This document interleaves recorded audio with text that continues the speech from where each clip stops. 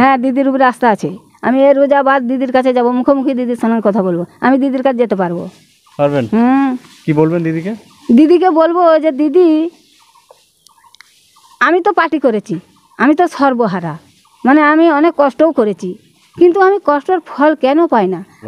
আমরা এই মুহূর্তে আছি পশ্চিম মেদিনীপুর জেলার গড়বেতা থানার ছোট আঙারিয়া গ্রামে। দেখতে এই সেই ছোট আঙারিয়া গ্রাম, যে ছোট আঙারিয়া গ্রামকে নিয়ে প্রত্যেকটি রাজনৈতিক দল ভোট প্রচার করে। এই ছোট আঙারিয়া যেখানে শহীদ হয়েছিল, অনেকে দাবি করে যে সিপিআইএম 2001 সালে 4 জানুয়ারিতে এই ছোট আঙারিতে 5 জন শহীদ হয়েছিল। এই ছোট আঙারিয়া মানুষের কি অবস্থা, বা এই ছোট আঙারিয়া রাজনৈতিক সুযোগ সুবিধা কী পাচ্ছে, বা এই ছোট আঙারিয়া মানুষ কি প্রকৃত অর্থে ন্যায্য অধিকার পাচ্ছে, এ নিয়ে আলোচনা করব। আমরা ডাইরেক্ট দিদি জানে না, দিদি জানে কি? দিদি জানে না, এবার জানবে। দিদিকে আমি এবার আমি তার মুখ বন্ধ করে রাখবো না, আমি মুখ খুলে বলে যাবো। তো হ্যাঁ, কি বার্তা দেবেন সাধারণ মানুষ এবং মমতাকে কি বার্তা দেবেন আমাদের মিডিয়ার তরফ থেকে? ছোট আঙারিয়া থেকে ডাইরেক্ট এই সে বাড়ি, যে বাড়িতে 5 জনকে ঢুকিয়ে সিপিআইএমের হারমাত বাহিনী 5 জনকে ঢুকিয়ে নির্মমভাবে ক্লাস 10 পাস স্টুডেন্ট সহ বৃদ্ধ, বয়স্ক, মধ্যম সবাইকে হত্যা করা হয়।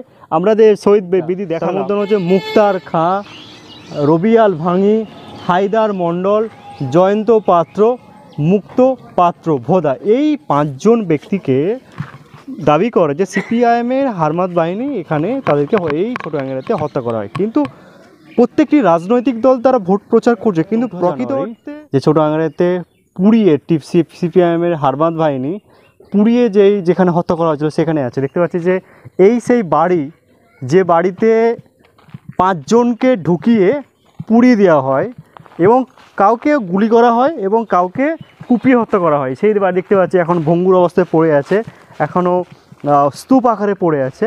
এবং দেখতে পাচ্ছি যে কাঠ অলরেডি কাঠে জমা হয়ে পড়ে আছে। এই সে বাড়ি, সম্মানীয় দর্শকবৃন্দ, আপনারা দেখতে পাচ্ছেন ছোট আঙারিয়া থেকে ডাইরেক্ট এই সে বাড়ি, যে বাড়িতে 5 জনকে ঢুকিয়ে সিপিআইএমের হারমাত বাহিনী 5 জনকে ঢুকিয়ে নির্মমভাবে ক্লাস 10 পাস স্টুডেন্ট সহ বৃদ্ধ, বয়স্ক, মধ্যম সবাইকে হত্যা করা হয়। আমাদের শহীদ বিধি দেখালাম। এই সেখানে দেখতে পাচ্ছেন কি অবস্থা, এখনও সে কাঠ আছে, জ্বলন্ত কাঠ আছে, দেখতে পাচ্ছি জঙ্গল হয়ে আছে। কিন্তু এত কিছু ঘটনা ঘটার পরেও ছোট আঙারিয়ার কি পরিবর্তন হয়েছে? সবথেকে বড় এবং সবথেকে ইম্পর্টেন্ট কোশ্চেন, ছোট আঙারিয়ার কি কোনো পরিবর্তন হয়েছে? ছোট আঙারিয়ার যারা শহীদ পরিবার, তার সাথে কথা বলছি, আমরা তুলে ধরছি আপনাদের সামনে আমাদের মিডিয়ার মাধ্যমে, তাদের কি পরিবর্তন হয়েছে, তারা যে কী সিচুয়েশনে আছে আপনারা দেখলে অবাক হয়ে যাবে, আপনাদের চোখে পানি চলে আসবে। তাদের কোনো পরিবর্তন হয়নি, শুধু ভোটের রাজনীতি হয়েছে। ভোট ব্যাংকে তাদেরকে কাজে লাগানো হয়েছে এবং ভোট ব্যাংক হিসাবে তাদেরকে ব্যবহার করা হয়েছে। দেখুন কি অবস্থা, আপনারা দেখুন, এখনও জ্বলন্ত অবস্থায় পড়ে আছে, এখনও কয়লা পড়ে আছে, জঙ্গল হয়ে পড়ে আছে। আমি কথা বলবো স্টেপ বাই স্টেপ, মানুষকে জানার চেষ্টা করব যে এখানকার শহীদ পরিবারের ফ্যামিলির সাথেও আস্তে আস্তে কথা বলবো, জানার চেষ্টা করবো যে তারা কি প্রকৃত অর্থে কোন সুযোগ সুবিধা পেয়েছে এবং কোন সুযোগ সুবিধা তাদেরকে প্রতিশ্রুতি দেওয়া হয়েছিল। প্রত্যেক চৌঠা চ্যানেলিতে আসে কি করে? প্রত্যেক চৌঠা চ্যানেলে আসে, কিন্তু কোনো দিনও বক্তার মণ্ডলের ফ্যামিলির খোঁজ করে না। আপনার সাথে কখনো আমাকে খুঁজে না, আমাকে কথা বলে না। আর যেই দিন থেকে বক্তার মণ্ডল 2 বছর মরেছে, বক্তার মণ্ডলের নামটাও শহীদ মিনারে বলে না। কেন বলে না আমার পার্টির লোক, এটাও আমার দাবি আছে। মানে বক্তার মণ্ডল মানে মারা গেছে কবে? 2 বছর হলো। কি করতো উনি? তাহলে শহীদ হননি ওই 2001 সালে? না, ও আমার বাড়িতেই মরেছে, সুস্থ, মানে মিটিংয়ে গেছে, মিটিং থেকে এসে এই গাছতলাতে বসে বসে তার ইন্তেকাল হয়ে গেছে। মানে আমরা যেটা আপনাদের সাথে কথা বলছিলাম, শহীদ পরিবার মানে আপনার বাড়িতে ওই 5 জন শহীদ হয়েছিল, মানে আপনার বাড়িতে পুরানো হয়েছিল। হ্যাঁ, সম্মানিত দর্শক কিন্তু বিষয়টা বুঝতে হবে যে ওনাদের বাড়িতে 5 জনকে পুড়িয়ে দেওয়া হয়েছিল আপনার বাড়িতে। আর আমার স্বামী বেঁচে ছিল। আপনার স্বামী বেঁচে ছিল? হ্যাঁ। আচ্ছা, এখানে তাহলে আপনাদের কোনো ধরনের সুযোগ সুবিধা কোনো কিছু দেওয়া হচ্ছে না? না, আমরা নিজেরা গতর খাটাই খাই। মানে এই ছেলেটুন যেইটুকুন আমার খেটে আনে সেইটুকুন আমার সংসার চলে। কিভাবে কষ্টের মধ্যে আছেন? আর বড় ছেলে, তাকে একটু ওই টোরে কাজ করে, সামান্য মাইনে, তার 12,000 টাকা মাইনে, যেতে আসতে 6,000 খরচা, আর তার বউ ছেলে 3টে ছেলে মেয়ে, তারই সংসার চলেনি ঠিক মতন, তার আমাদেরকে কি বলবো? সরকারের কি কি সুযোগ চাইবেন, সরকারের কাছে কি কি বলবেন? সরকারের সুবিধা আমি চাই আমার বাড়িটি বাগিয়ে দিতে, আর আমার এই ছেলেটিকে যেমন একটু যে কোনো কাজ দেয়, এইটি আমার হলে আর কিছু চাই না। আপনার ছেলে মেয়ে টোটাল কজন? আমার ছেলে মেয়ে টোটাল ছিল 7 জন বাবা, এখন আছে 5 জন, 2 জন আমার মারা গেছে। আপনি তাহলে এখানকার এমএলএ কাকে, সামনে তো ভোট, কাকে ভোট কাকে দেবেন? ভোট আমি যাকে দিই, আমি তৃণমূল পার্টিকে আমি যাকে ভালোবাসি তাকে, যার জন্য এত কষ্ট করেছি তাকে দেবো, তো কাকে দেবো? তৃণমূল কি ভোট দেবেন? হ্যাঁ, তৃণমূল নেতা আপনাকে ভয় দেখাচ্ছে? ভয় দেখাচ্ছে, আমি তার তাকে তো আমি ভয় করি না। আমি আমি আমি ভোট, সে ভয় দেখাতে পারে, কিন্তু দিদি তো আমাকে ভয় দেখায় না। আমি দিদির আশাতে আমি তৃণমূলকেই ভোট দেবো, আর তৃণমূল আমার প্রিয়, আমি তৃণমূলকেই ভালোবাসি, আমি আর কোনো পার্টি ভালোবাসিনি। সরকারের উপর আস্থা আছে? হ্যাঁ আছে। দিদির উপর আস্থা আছে? হ্যাঁ, দিদির উপরে আস্থা আছে। আমি এর রোজাবাদ দিদির কাছে যাব, মুখোমুখি দিদির সঙ্গে কথা বলবো, আমি দিদির কাছে যেতে পারবো। পারবেন? কি বলবেন দিদিকে? দিদিকে বলবো যে দিদি,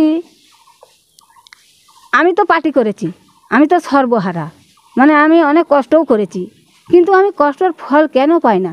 আমাকে আমার পার্টি আমাকে কেন একটু দেখছে না? আমার তো স্বামী নেই, আমার স্বামী তো মারা গেছে, তাহলে আমাকে কেন একটু দেখছে না? দিদি সেখানে কি বলে আমি এইটুকু শুনি, এটা শোনার ইচ্ছা আছে। শোনার ইচ্ছা। আপনার স্বামী তৃণমূল পার্টি করতো, তাই তো? সেটি বলতে চাইছেন। তো এখন আপনাদের ফ্যামিলিতে তৃণমূল পার্টি করাকালীন আপনার স্বামী মারা গেছে, তো এখনো বাড়িটা কি আপনারা নিজেরাই করেছেন? হ্যাঁ, বাড়িটা আমরা নিজেরাই করেছি, যেটুকু কষ্ট করে করতে পেরেছি আমরা করেছি, কিন্তু ওই বাড়িতে আমরা করেও নিতে পারতাম, জমি জায়গা সব বন্ধক দিয়ে দিচ্ছি আমরা ঘরটির লেগে, দিয়ে আমার একটি ছেলের অসুখে পড়ে গেল, যেমনি অসুখে পড়ে গেল, সেই ছেলেটির পেছনে যা কিছু ছিল সব চলে গেল। আপনার সন্তানের কি সমস্যা হয়েছিল? কিডনির গোলমাল হয়ে গেছিল, কিডনি ড্যামেজ। ওর পেছনে প্রচুর টাকা খরচা হয়ে গেছে। ব্যাঙ্গলার নিয়ে গেছি, অনেক বহু পয়সা, তার পেছনে সবই খরচা করে দিয়েছি। দিয়ে এবার আমাদের স্বামী যখন ছিল তখন আমাদের হাত পেটি হয়ে গেছিলো, আবার আমার স্বামী পড়লো, তাকে আবার কলকাতায় নিয়ে যেয়ে হার্ট অপারেশন করে নিয়ে দিয়েছে। এবারে থাকি ওই যা টুকটাক করে ওই চাষবাসে একটু যা হয়, 5 কাঠা জমিতে যা হয়, ছেলেরা খাটে, এই করেই সংসার চলে। এখন এই যে রোজা, আমাদের এত বড় একটা রোজা, সারা মাসটা গেল, কোনো পার্টির নেতারা বলেনি যে 5টা টাকা দেয় তোরা বক্তারের বউকে, কেউ বলে না। মানে একদিনের ইফতারের সরঞ্জামও দিয়ে যায় না। কষ্ট হচ্ছে আপনার? হ্যাঁ, কষ্ট হয় কিনা, পার্টিটার জন্য আমি এত কষ্ট করেছি, আমার কষ্ট হবে না? বহু কষ্ট হয়। আপনি 30টা রোজায় রেখেছেন? কত সাল থেকে পার্টি করছেন আপনি? পার্টি যত সাল থেকে মানে পার্টির জন্ম হয়েছে, মানে পার্টি আমার এখান থেকে জন্ম হয়েছে। সম্মানিত দর্শকবৃন্দ, আমি দেখতে পাচ্ছি যে এই সেই বাড়ি, যে বাড়িটা পার্টি থেকে কোনো ধরনের বাড়িতে সুযোগ সুবিধা পায়নি। আমি দিদির কাছে যাব, এবং আপনি দেন আমি বাগাই। হ্যাঁ, আমি দিদির কাছে যে চাইবো যে আপনি দেন, আমার হয়তো পার্টির লোক কেউ দিচ্ছে না, আপনি দেন, আমি ঘরটা বাগাই, এইটুকু আমাকে সুখ দেন আপনি। আপনাদের এখানে নেতা মন্ত্রীদেরকে আপনারা কোনদিন বলেছেন? সবাইকে বলা হয়েছে। কোনদিন আপনার বাড়িকে এসেছে কোনদিন? হ্যাঁ, 14 জানুয়ারি আসে। এসে কি 1 বস্তা চাল আর কিচ্ছু না, আমাদের কোনো কিছু দেয় না, আমরা মিথ্যে কথা বলি না। যদি বলি পার্টির নেতারা তো শুনবে, যে বলছি এগুলো তো মিডিয়ামে তো উঠবে, এগুলো তো শুনবে, পার্টির লোক শুনুক না, শুনে বলুক না যে হ্যাঁ এইটা বক্তাদের বউকে আমরা মাথায় করে যে পৌঁছে দিয়েছি। কোনদিন আসেন না। অসংখ্য ধন্যবাদ। আমি কথা বললাম, দেখলাম যে এই যে বাড়ি, আমাদের ছেলে মেয়েকে নিয়ে আমি দিদির সামনে যেয়ে দাঁড়াবো, আমি দিদির সামনে দাঁড়াবো, দিদির সঙ্গে চাইবো, যা কিছু চাও আমি দিদির সঙ্গে চাইবো। কেন আমি এতদিন দিদির সঙ্গে চাই না? কেন যে আমার পার্টি দেখবে, এই দেখবে, এই দেখবে, এই কিছু দিবে, এই কিছু দিবে, তো এতদিন হলো দিচ্ছে না, দিলও না, এবার আমি দিদির কাছে যাব। কি নাম তোমার? কি করো? এই ছোটোখাটো চাষবাস করি আর বাইরে একটু খাটি। আচ্ছা, সামান্য জমি আছে? আচ্ছা, মেন চাষবাস করি, খাওয়া দাওয়া ওই 10 কাঠার মতন আছে, ওটাই লালন পালন করে খাই। সরকার কি কি কি কি কি কি কি কি সরকারের সুযোগ সুবিধা চাও?